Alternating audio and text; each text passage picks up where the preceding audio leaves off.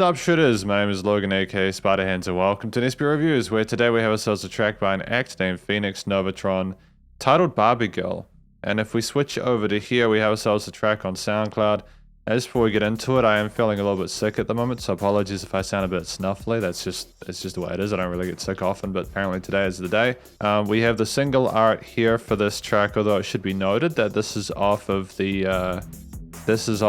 album Nova on Keys, so that's awesome. And we're going to listen through this track from start till finish. We're going to hear what we think.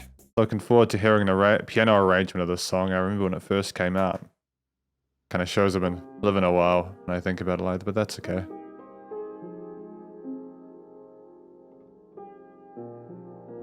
There's a couple of things I like about this immediately. Like, I like the dynamic range on it. The cure in that pianissimo or piano dynamic format.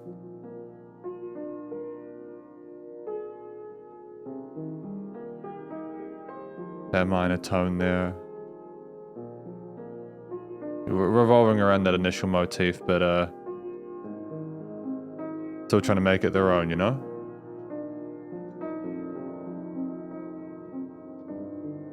I wonder if they're going to go for that really sort of energetic vibe that the original single had. With these reverb tails, I suggest they might not be it. They might be a sort of more misty kind of ambient vibe to it. Okay. Got kind of a rubato freeform approach to the performance itself. We're not trying to stick to a set tempo. Exploring the keys a little bit.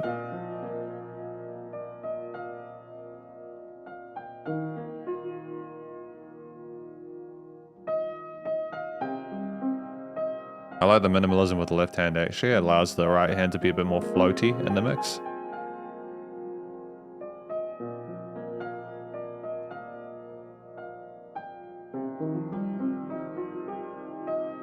Never mind this contrast, that left hand is exploring that mid-range really well.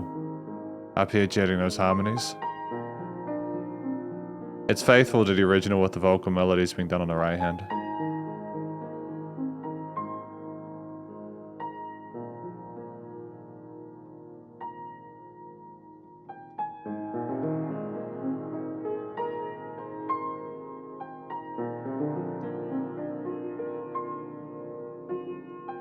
I low-key don't mind that it's 6.5 minutes because I like the fact that it sounds just as good if not better in that longer form factor. It's more dramatic when you have pauses and you're not kind of rushing for the listener's attention.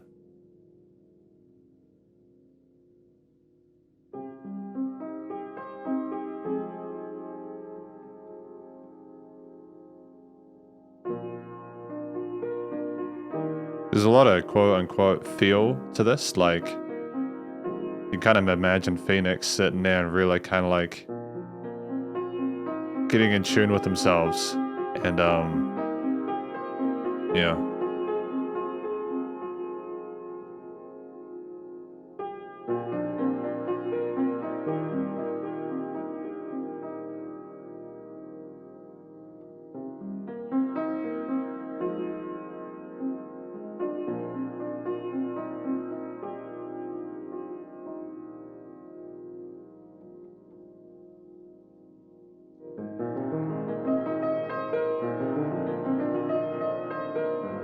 I'm not sure what part this is. Is it da da da da da da da da da da da? Oh no, this is that part there. Okay, cool. I kind of like the fact that it took me a while to recognize it because it means that, you know, Phoenix Novatron is making it their own, and that's really important when you do a cover of a song. Again, just letting those keys simmer a little bit with those reverb tails there. Not over compressing the mix. Switching back to that intro sort of motif or that chorus motif.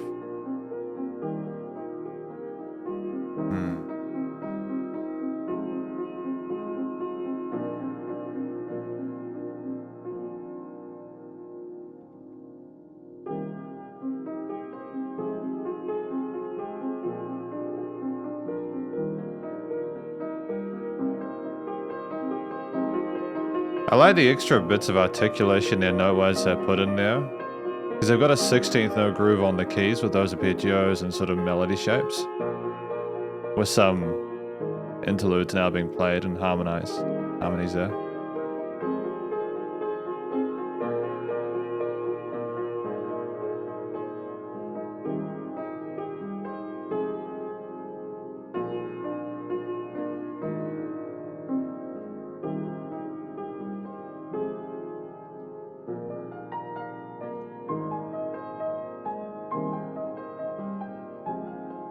Just kind of tuning in and out with it, eh?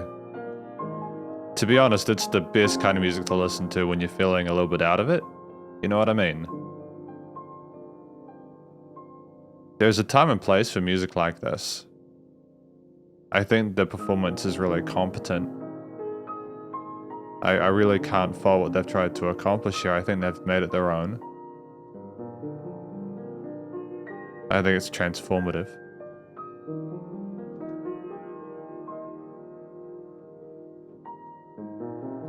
I think you can't really compare the original in this. The other ones are more complex arrangement instrumentally, with obviously the vocals and the story and everything like that, and it's engineered to be like a, what was it, the 90s pop single?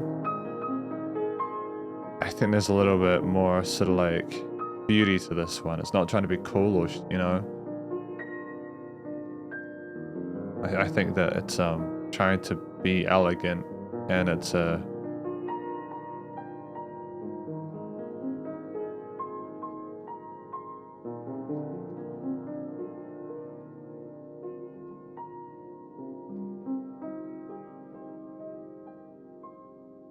and finishing on that higher note, sort of resolving the triad.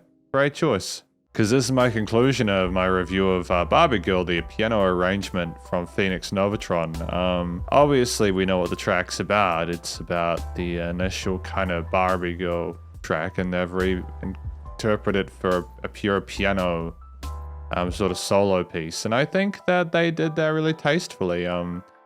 They kept the important butts in from like a vocal melody and harmony standpoint. I think they're in the same key signature as well, which is not surprising considering that most keyboards can handle being in whatever key signature you need them to by virtue of being 8 octaves. I think the thing that I most appreciated about this, well, there were several things I appreciated about this track, and I'm going to sort of obviously like kind of go through them in the typical conclusion format, but I feel like it's slightly different for an instrumental at the same time, you know, like, oh, the story is this, you know. I think if we were to try and interpret how this relates to the initial story, you know, a Barbie girl in a Barbie world, etc., you know, let's go back, let's go, you know, like, it's more like an elegant, kind of reserved Barbie who lives in like a mysterious forest, you know, and they got like wispy trees and everything like that, and magical creatures and elves around them. That's the kind of essence I got, not only from the piano performance and how it was performed, but also the sound of the reverb and the airiness of the keys, both the ways of saying airy, you know, E-E-R-I-E, and also A-I-R-Y, you know. Piano playing itself was tremendous. I think that the free flow without sticking to a set tempo and a click track was really smart, because it allowed you to sort of imagine that they were in a room by themselves or with people, you know, like watching them. And they were just playing those keys there, and they were just going in their own pace, and they were giving you the song in their own language. The original was such a catchy pop single with tight drums, and everything's kind of down there perfect, like production-wise. It's a very clean kind of track. This is a bit more kind of, ironically, it seems a bit more kind of raw, because of the fact there's that much less sort of like intent in the production to have like a sort of a stable kind of like rigid performance, you know, for the sake of it being catchy and the sake of the drum group being consistent. Because that's honestly the power of not having drums, you know. And not having drums means that you can like, you know, not having drums means you can play at whatever speed you like. And as opposed to the original, where there's very close conversations between the vocalists, like the male and female vocalists, etc. And this one, it seems like they're far away calling to each other. And I think that is really kind of clever. It's a really great way of transforming the piece, so that's less about the original, more about your own journey. It gives me the indication that Phoenix Novatron is less about sort of being concerned with trying to make a track appeal to the audience of the original, and more concerned with interpreting it in their own sort of pure way. And while I'm not going to pretend this is the first time I've heard an airy reverb-filled piano part or an arrangement like it, I still nonetheless think it's special because of that. It's something we don't have in this song itself. And I think that the overall tone of the piano playing, the note choices, which were typically sort of like very respectful to like the scale triads and key signatures, etc. We didn't have sort of crazy semitonal chromatic sort of progressive parts there that could have been icky sounding tonally. We didn't have that. We just wanted to have a track that kind of incorporated some of those sort of musical melodic motifs to the original. They instead went in the direction of like, again, like slowing it down and feeling it out. And I love the amount of space in like the 1/3 and 2/3 part. I love the fact that Phoenix Novatron never felt the need to rush. It's like, as a listener, you know, the power of pause is that it re-engages you, because you're like, oh wait, what the hell is happening? You know, why can I why don't I hear anything? What's happening? Is it ended? And then boom, it comes back and you're like, oh, okay, we're good now. You know what I mean? I think that's beautiful. And I think that you cannot get enough of that in this day and age. I think there needs to be more music that's slow like this. Not uninteresting, because slow doesn't mean uninteresting. I can understand why some people who like heard the initial track might be alienated from this track just from the perspective of it not being as fast paced and stuff like that. But nonetheless, I think that especially with the lack of vocal keys and everything like that, Phoenix Novatron made it their own. I feel like I'm repeating myself here. There was not a note out of place. I think that the extensions of some of the bass lines as well that we had initially, we had range at how intense those left-hand parts were. The right hands danced around in the typical sort of shapes for the most part. But the left hand would sometimes be minimalist and it's gonna crawl up the 2-octave shape, and that was dope, man. That was awesome. I like the fact that we weren't sticking with our sort of like expectations. We buffed them and we rebutted them. We didn't allow ourselves to get boxed in. There's a clear understanding of music theory and composition here, and it's not a note out of place. You know, the recording, mixing, mastering, the studio production side of things, I think that it was great. I think that it was nicely phrased there. It was very engaging just with the solo instrument part. It wasn't too loud, there was dynamic range to it, but there were peaks and it didn't sound as if it was a lower quality, like it hadn't been like limited correctly or anything like that. It seems like it allowed just for it to breathe and for there to be like a little bit of emotional nuance to the intensity of the notes there, to sort of have a bit of fragility sometimes or a little bit more sort of power and oomph behind it. I kind of dig the fact that we didn't feel like the need to like really kind of buff up those initial sort of hook parts there. We kind of like came in with a slow crescendo to some of those parts in the opening hooks. You know, the notes weren't just loud off the bat. It would have been a little bit too kind of blunt, I think, especially with what we were going for from the effects change, like the reverb and all that other kind of stuff. But it was nice and wide in stereo field. There were no resonant frequencies in the frequency spectrum. It was nice and loud without pumping. And this is effectively my review of Barbie Girl, the piano arrangement by Phoenix Novatron. Hopefully you enjoyed it. If you did, please do go show us some love via their various social medias and their SoundCloud page. And stay cool, stay safe, and please remember to support your local musicians and artists at this point in time, as either hell more than ever thought of crazy stuff going on in the world, and I will catch you in the next review. Spiderhands Out.